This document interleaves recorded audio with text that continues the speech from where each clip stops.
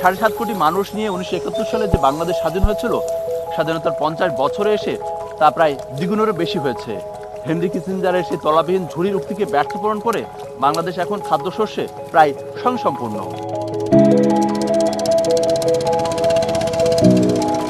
সনাতন পদ্ধতিতে গরু, মহিষ, লাঙ্গলের পাশাপাশি ব্যবহার হচ্ছে ট্রাক্টর, হারভেস্টার সহ নানা প্রযুক্তি।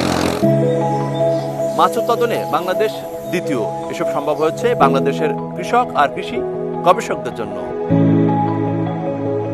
এটি নিউজের এই অনুষ্ঠানে আমরা তুলে ধরব নতুন ধারার এই কৃষিকে।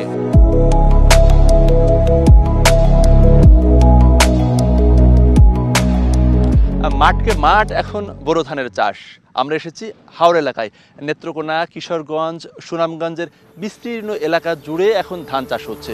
আমরা আমাদের এই পর্বটি সাজিয়েছি আমাদের কৃষি প্রযুক্তির উদ্ভাবন বিরি ধান 28 এবং 29 জাতের চাষ নিয়ে।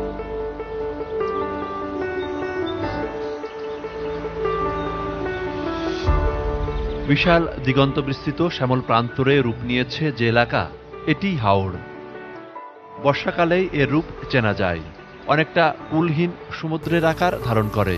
প্রধানত বৃহত্তর সিলেট ও ময়মনসিংহের 6 জেলায় এই হাওড় নদী ও খালের মাধ্যমে এর জলপ্রবাহ পেয়ে থাকে।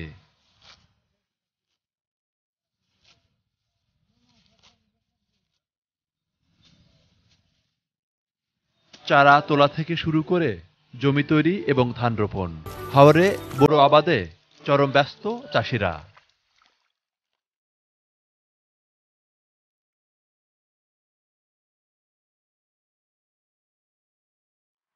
মূল হাওরের প্রায় 95% জমিতেই ধান রোপণ শেষ হয়েছে।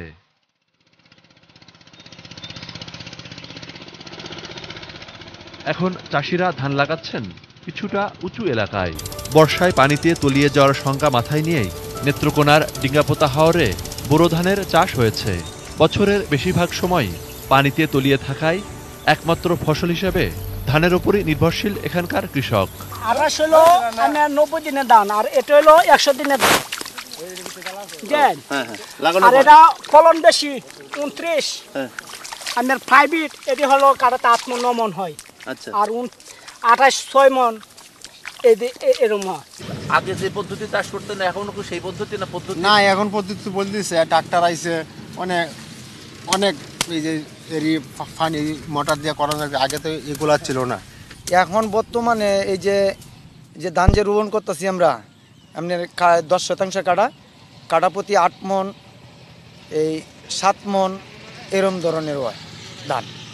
আর আগে আপনার এই ধান হইতো যে কাটাতে মনে করেন যে 2 মন 3 মন ধান হইতো। 28, 29 এরম দিয়ে যে হাইব্রিডও করি। হাইব্রিড আপনার 8 মন 9 মন ধরে ধান হয়।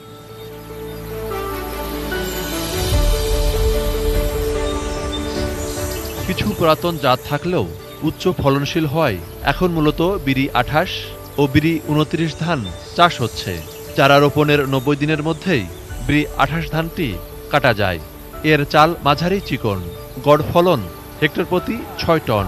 অবশ্য বিরি 29 ধানটি কাটতে আরও অন্তত 10 থেকে 15 দিন সময় বেশি লাগে, উৎপাদন আরেকটু বেশি। নতুন প্রযুক্তি ইয়েতে ওই সার বীজ সব কিছুই তো এখন বেশি বেশি, এবং সেচ আগে এগুলাতে সেচ ছিল না। ছোটবেলায় তো আমরা দেখছি যে এই 1 কাঠা জমিনের মধ্যে 1 মন 1.5 মন ধান হইতো, সেই জায়গায় এখন ধান হয় 7 মন 8 মন। এটা অনেক পরিবর্তন না?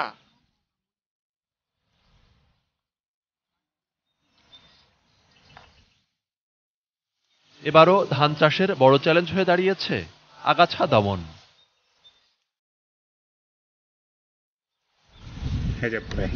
এরই মধ্যে কোনো কোনো জমিতে পোকার আক্রমণও শুরু হয়েছে। এর উপর রয়েছে এবার ডিজেল ও সারের বাড়তি মূল্যের সমস্যাও। পোকার কারণে দাম তো আপনার বাড়বো না, এই যে পোকার কারণে যে তাওয়া তো সব কিছু মরে মাইন কাটিয়ে দিলে তো ধানের কোনো সফলতা এলো না, সম্পূর্ণটা এমনি নষ্ট হয়ে যাইতেছে, বুঝছেন। আর এটা দিয়ে কী যে ব্যবহার করাম এটা তো আমরা বুঝি। আমরা গ্রাম্য মতে যেটা ব্যবহার করতেছি, একটা আমরা ব্যবহার করতেছি বৃত্ত গু ব্যবহার করতেছি। বৃত্ত ব্যবহার করে বোঝাইতেছে আমরা হালকা কিছু কমার পরে তো আবার আইসা পরে এটা, বুঝছেন। এই যে সমস্যাটা, আর এটা কী দিলে সমস্যার সমাধান হবে এটা তো আমরা কিছুই জানি না। পোকাটা গুড়ির মধ্যে ধরিয়া এটা প্রথম আপনার এটা পাখি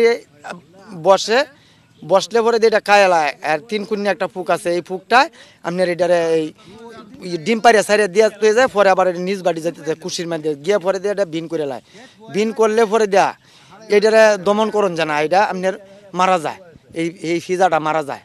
এখানে পানি আসলে পরে হাওরে তলিয়ে যায় ধান জমি সবগুলাই পর্যায়ক্রমে তলিয়ে যায় আর কি। এমনও হয় যে মাঝে মাঝে করে একই সঙ্গে ডুবে যায় 3 দিনের মধ্যে। নেত্রকোনার ডিঙ্গাপোতা হাওরে সেচ কার্যক্রম, ফসল পরিবহন ব্যবস্থার উন্নয়ন, দেশি মাছ সংরক্ষণ ও পরিবেশ রক্ষায় প্রায় 55 কিলোমিটার খাল পুনঃখননের কাজ চলছে। ফলে সেই খালে আবারও প্রবাহ ফিরেছে, যাকে ঘিরে নতুন করে স্বপ্ন বুনছে এই অঞ্চলের হাজারো পরিবার। এতে করে মিঠা পানির মাছ বৃদ্ধিসহ কৃষির ইতিবাচক প্রভাব পড়বে বলে মনে করছেন স্থানীয়রা।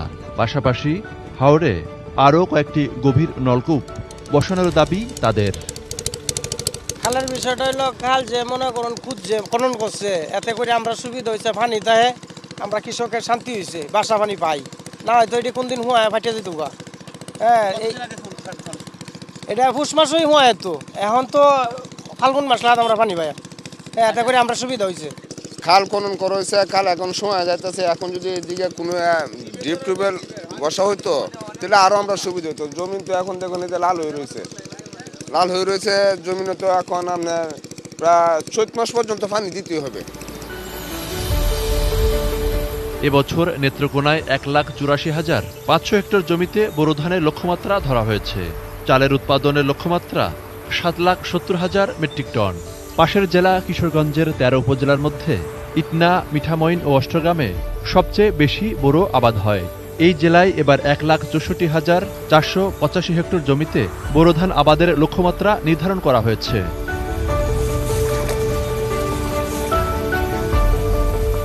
হাওর অঞ্চলে উৎপাদিত এই ধান দেশের খাদ্য নিরাপত্তার জন্য খুবই গুরুত্বপূর্ণ। তাই বন্যার ঝুঁকি এড়াতে 15 থেকে 20 দিন আগে পাকে এমন জাতের ধান চাষ এবং দ্রুত ধান কাটার উপর গুরুত্ব দিচ্ছে সরকার। পাশাপাশি শ্রমিক সংকটের কথা চিন্তা করে দ্রুততার সঙ্গে ধান কাটার জন্য হাওড়ে অগ্রাধিকার ভিত্তিতে রিপার ও কম্বাইন্ড হারভেস্ট দেওয়া হচ্ছে। অন্যান্য বছর প্রবল শৈত্যপ্রবাহে আমাদের অনেক বীজতলা নষ্ট হয়ে যায়, কিন্তু এবার আমাদের মানে 100% জমিতেও বীজতলা নষ্ট হয়নি। আমাদের আধুনিক প্রযুক্তি ছাড়া এখন চাষবাস কোনো ক্রমেই সম্ভব না। একদিকে যেমন আমাদের শ্রমিকের খুবই অভাব, তা এখন তো শ্রমিক পাওয়া যায় না বললেই চলে। সেই দিক দিয়ে আধুনিক প্রযুক্তি, বিশেষ করে যেমন রাইস ট্রান্সপ্লান্টার দিয়ে ধান রোপণ করা, কম্বাইন্ড হারভেস্টার দিয়ে ধান কর্তন, মারাই, ঝাড়াই সমস্ত কাজ সম্পন্ন করা যায়। তারপরে আছে আমাদের অনেক সময় দেখা যায় বুড়ো কর্তনের সময় কয়েকদিন যাবৎ বৃষ্টি থাকে, এই বৃষ্টিতে ধান শুকানো যায় না। সেই ধান শুকানোর জন্য এখন আমাদের ড্রায়ার, আধুনিক যে একটা প্রযুক্তি, সে ড্রায়ারও এখন মানে ভর্তুকি মূল্যে পাচ্ছে।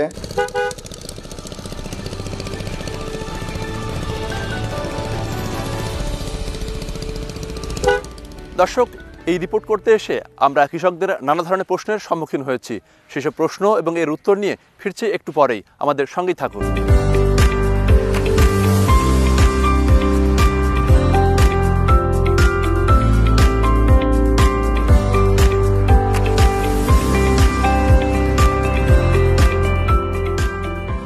বিরতির পর ফিরে এলাম কৃষি ও প্রযুক্তি অনুষ্ঠানে। এতক্ষণ আমাদের সঙ্গে থাকার জন্য ধন্যবাদ।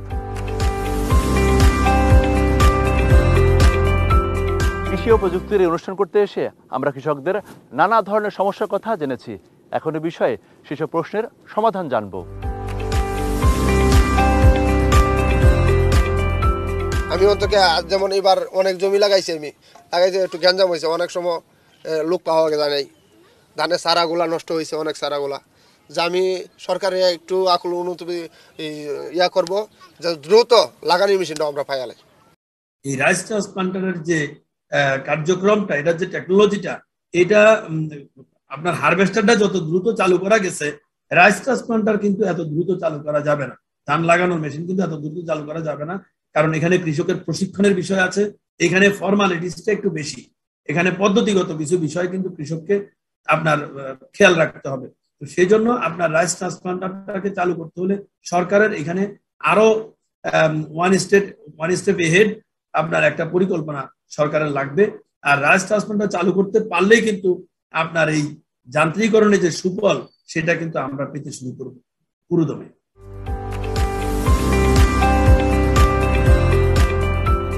আমরা হাওড়ের মাঝে থাকি, আমরা এই ধান কাটা সময় আইলে হ্যাঁ আমরা একটু সমস্যা হয়, মানুষ পাওয়া যায় না, বেগারি পাওয়া যায় না, মানে কিভাবে ধান কাটা যায় এটার একটা পদ্ধতি চাই আমরা। ধন্যবাদ।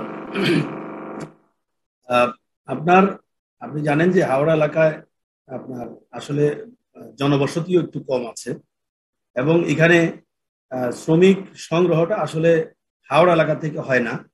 এটা আপনার অন্য অন্য এলাকা থেকে শ্রমিকরা যখন আপনার ওখানে ধান কাটার সিজনটা শুরু হয় বা ধান রোপণ বা অন্যান্য কাজগুলি হয় তখন অন্যান্য এলাকার শ্রমিকদেরকে আসলে এখানে আনতে হয়। আপনি জানেন যে বাংলাদেশ সরকার ইতিমধ্যে এই combined harvester, rice transplanter that is হলো ধানের চারা রোপণের যে যন্ত্র, তারপর কম্বাইন্ড হারভেস্টার যেটা দিয়ে দ্রুত আপনার ধান কেটে ফেলা যায়, 1 ঘন্টায় 1 একর জমির ধান কেটে একেবারে মাড়াই করে আপনার বস্তায় ভরে দেওয়া বা আপনার ধরেন ট্রাকে লোড করে দেওয়ার মতো মেশিনগুলি কিন্তু আপনার বাংলাদেশে ইতিমধ্যে চলে এসেছে এবং এগুলি এই জাপানি মেশিনগুলি সবচেয়ে আসলে ভালো, যেগুলি আপনার এই যে আমাদের দেশে আপনি জানেন যে এখানে তো এই যে কৃষির মাঠ এবং রাস্তাঘাট যেগুলি তো খুবই ইনক্লাইন এবং এখানে যে জাপানি মেশিনগুলি ঢুকেছে এখানে আপনার খুব দ্রুত ধান কেটে ফেলা যায় এবং আমি মনে করি যে এই যান্ত্রিকীকরণের যে নীতিমালা বাংলাদেশ সরকার ইতিমধ্যে নিয়েছে এবং যে যন্ত্রগুলি বিতরণ করা হচ্ছে এগুলি যদি আপনার হাওড়া এলাকা সহ প্রত্যেক এলাকায় পর্যাপ্ত মেশিন দেওয়া হয় তাহলে পরে আপনার এই যে ধান কাটার যে সমস্যাটা এবং দ্রুত পানি এসে ধান নষ্ট হওয়া এটা আমার মনে হয় রোধ করবে। আমাদের কৃষি সমস্যাটা হচ্ছে যে এই যে কৃষি ভর্তুকির বিষয়টা যেটা হইলো যে আমাদের যে সাধারণ কৃষক রাজনৈতিক প্রভাবের কারণে আমরা এই যে মেশিনটা ভর্তুকির মেশিনটা আমরা পাইতেছি না। ওরা বলতেছে ঘুষ চাই, ঘুষ চাই। সব কৃষকের ক্ষেত্রে তো আর ঘুষ দিয়ে ভর্তুকির মেশিনটা নেওয়াটা সম্ভব না। যদি সরকার আমাদেরকে সাধারণভাবে দেওয়ার মতো যদি আমরা একটা ব্যবস্থা করে দিত তাহলে আমাদের জন্য খুব উপকৃত হইতো। আচ্ছা, ধন্যবাদ। আপনার এখানে এই ধান কাটার মেশিন আসলে এগুলি তো খুবই উচ্চ প্রযুক্তির মেশিন এবং এই মেশিনগুলি আপনার যে মেশিনগুলি দামি এবং জাপানি সেগমেন্টের যে মেশিনগুলি এই মেশিনগুলি আসলে কৃষকের জন্য খুব ভালো ফল দিচ্ছে। এখানে মেশিন সরকার ভর্তুকির মাধ্যমে মেশিনগুলি দিচ্ছে এবং ভর্তুকি আপনি জানেন যে আসলে সরকারি সহায়তার ক্ষেত্রে এখানে বিভিন্ন ধরনের প্রভাব থাকে, রাজনৈতিক প্রভাব থাকে, বিভিন্ন ধরনের প্রভাব থাকে এবং এই ক্ষেত্রে যেন তাদের আপনার যে জটিলতা বা অফিসে ঘুরা তদবির করা এই কাজগুলি না করে যেন কৃষকরা সহজে এই মেশিনগুলি পায়। আরেকটা বিষয় এখানে ইম্পর্টেন্ট, আপনি জানেন যে বাংলাদেশে আপনার এই যে কৃষকদের বা আমাদের ইন্ডিভিজুয়াল ল্যান্ড হোল্ডিং এটা কিন্তু খুবই কম এবং ছোট ছোট জমি এবং এক্ষেত্রে একজন কৃষকের পক্ষে কিন্তু আপনার এই যে একটা কম্বাইন্ড হারভেস্টার যেটার দাম ভালো মেশিনগুলির যেগুলি আপনার মোটামুটি 30 লক্ষ 35 লক্ষ টাকা দাম, তো এই মেশিনটা সে কিনে শুধুমাত্র তার জমিতে চালায় কিন্তু এটা পোষাবে না। তো সেই ক্ষেত্রে এখানে কৃষি সেবা প্রদানকারী একটা গ্রুপ তৈরি করতে হবে যাদের কাছে আপনার সকল কৃষি যন্ত্রগুলি থাকবে। এখানে সরকারও তাদেরকে আর্থিক সহায়তা বা আপনার সাবসিডি যেটা বলেন এটা দেবে। আরেকটা হলো তারা যেন ব্যাংক থেকে আপনার এখানে পর্যাপ্ত ঋণ নিতে পারে। এটা যদি আমরা সরকার যদি সহজ ক্ষেত্রে লোন বাউ করে দেয় তো ভালো, তো আমরা মনে হয় কৃষক মানুষ আমরা উপকার পাই। তো এবার তো লোন আনতে চাইলে তো মনে হয় ঘুষ দেওয়ার লাগে। যদি সরকার আমরা যে কোনো বিনিময়ে আমরা যদি মনে হয় জমির কাগজের বিনিময়ে আমরা লোন দেয় তো এটা ভালো। কৃষিকাজের মধ্যে লোন তুলছিলাম কি জমিনে দেহায় লোন তুলছিলাম 11,000 টাকা ঘুষ দেওয়া লাগছে। ঘুষ বাদে টিয়া টুয়া তুলে দিই জিগাইলাম প্রশ্ন করলাম বলে কইছি আপনি তো 11,000 টাকা আপনি হিসাব করে গেছে গেতে আপনি আমার 12,000 টাকা দিলেন তো সবজি তো আপনি নিলেন গে তা আমার কি লাভটা লইলো? এটা খুবই অপ্রত্যাশিত। আসলে আপনার বাংলাদেশে কৃষির জন্য কেউই ঋণ দিচ্ছে না। তো এখানে আমার মনে হয় সরকারের যে যেমন আমাদের কৃষি ব্যাংক আছে এবং কমার্শিয়াল ব্যাংকগুলিকেও কিন্তু একটা নির্দিষ্ট পরিমাণ আপনার লোন কৃষিতে দেওয়ার বাধ্যবাধকতা বাংলাদেশ ব্যাংক থেকে দেওয়া আছে। কিন্তু প্রকৃত অর্থে দেখা গেছে যে এই ঋণগুলি আসলে কৃষির নামে যায়, কিন্তু প্রকৃত কৃষকের হাতে এইগুলি ঋণগুলি পৌঁছে না। এবং আপনি আমার মনে হয় এখানে বাংলাদেশ সরকার এখানে আপনার এই যে কৃষকদের বিষয়টাতে বিশেষ করে এই কৃষি ঋণ বলেন, কৃষি যন্ত্রপাতি বলেন, এগুলির ক্ষেত্রে একটা খুব কঠোর একটা মানে সেপারেট একটা আইন থাকা উচিত, বা এগুলির ক্ষেত্রে একটা নীতিমালা হওয়া উচিত, যাতে করে এখানে এই যে বিড়ম্বনা হওয়া কৃষকের, আপনি যেটা বলেছেন যে 12,000 টাকা ঋণ নিতে 11,000 টাকা তাকে বিভিন্নভাবে খরচ করতে হয়, তো এটা তো অপ্রত্যাশিত। কৃষি ব্যাংকের যদিও কৃষি ব্যাংকের মেইন কাজটা কৃষককে লোন দেওয়া, এখন কৃষি ব্যাংক যদি অন্যান্য ব্যাংকের মতো লোন দিয়ে লোন আদায় করতে যায় তাহলে কৃষি ব্যাংকও কিন্তু এই জায়গায় লোন দিতে পারবে না।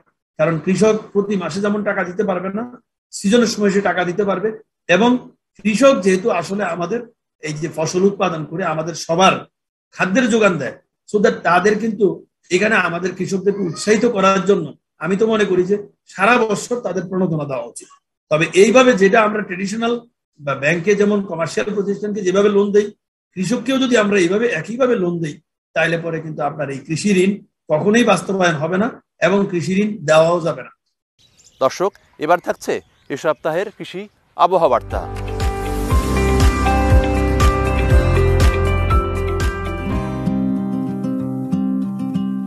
আবহাওয়ার পূর্বাভাসে বলা হয়েছে রোববার থেকে রংপুর, রাজশাহী এবং ময়মনসিংহ বিভাগে কয়েকটি জেলায় মৃদু শৈত্যপ্রবাহ বয়ে যেতে পারে। শেষ রাত থেকে সকাল পর্যন্ত দেশের উত্তর, পশ্চিম ও মধ্যাঞ্চলের কোথাও কোথাও হালকা থেকে মাঝারি ধরনের কুয়াশা থাকবে। তবে 8-9 ফেব্রুয়ারির পর থেকে তাপমাত্রা বাড়তে থাকবে। আগামী এক সপ্তাহের কৃষি পূর্বাভাসে বলা হয়েছে খুলনা, বরিশাল, চট্টগ্রাম ও সিলেট বিভাগের দু একটি স্থানে হালকা বৃষ্টি ও মাঝারি ধরনের বৃষ্টিপাত হতে পারে। দেশের অন্য স্থানে আকাশ অস্থায়ীভাবে আংশিক মেঘলা সহ আবহাওয়া প্রধানত শুষ্ক থাকতে পারে। পঞ্চগড়ের তেঁতুলিয়ায় তাপমাত্রা 6 ডিগ্রি সেলসিয়াসে নেমে যেতে পারে। এছাড়া চুয়াডাঙ্গা, নওগাঁর বাদলগাছি, শ্রীমঙ্গল ও টাঙ্গাইলে তাপমাত্রা কম থাকবে। সবচেয়ে বেশি তাপমাত্রা থাকবে টেকনাফে 29.5 ডিগ্রি সেলসিয়াস। এছাড়া বেশি তাপমাত্রা থাকতে পারে বরিশালের খেপুপাড়া, মোংলা, গোপালগঞ্জ ও ঢাকায়। দর্শক, এই সময়ে গমের ব্লাস্ট রোগ দেখা দেয়। গমের ব্লাস্ট রোগের লক্ষণ: প্রধানত গমের শীষে ছত্রাকের আক্রমণ হয়। পাতায় চোখের মতো ধূসর বর্ণের ছোট ছোট দাগ পড়ে। শীষের আক্রান্ত স্থানে কালো দাগ পড়ে। শীষের গোড়ায় আক্রমণ হলে পুরো শীষ শুকিয়ে সাদা হয়ে যায়। ব্লাস্ট রোগের প্রতিকার: ব্লাস্ট রোগের প্রতিকার হচ্ছে ব্লাস্ট মুক্ত ক্ষেত থেকে গম বীজ সংগ্রহ করতে হবে। মাড়াইয়ের পর আক্রান্ত গম ফসলের অবশিষ্টাংশ পুড়িয়ে ফেলতে হবে। অপেক্ষাকৃত কম সংবেদনশীল জাত যেমন বাড়ি গম 28 ও বাড়ি গম 30 জাতের চাষ করতে হবে। প্রয়োজনে স্থানীয় কৃষি কর্মকর্তার পরামর্শ নিন। এই ছিল কৃষি প্রযুক্তি নিয়ে আমাদের আজকের আয়োজন। কৃষকদের সব ধরনের সমস্যার সমাধান দিতেই আমাদের অনুষ্ঠান। আগামী সপ্তাহে দেখা হবে একই সময়। সে পর্যন্ত ভালো থাকুন, সুস্থ থাকুন আর এটি নিউজের সঙ্গে থাকুন।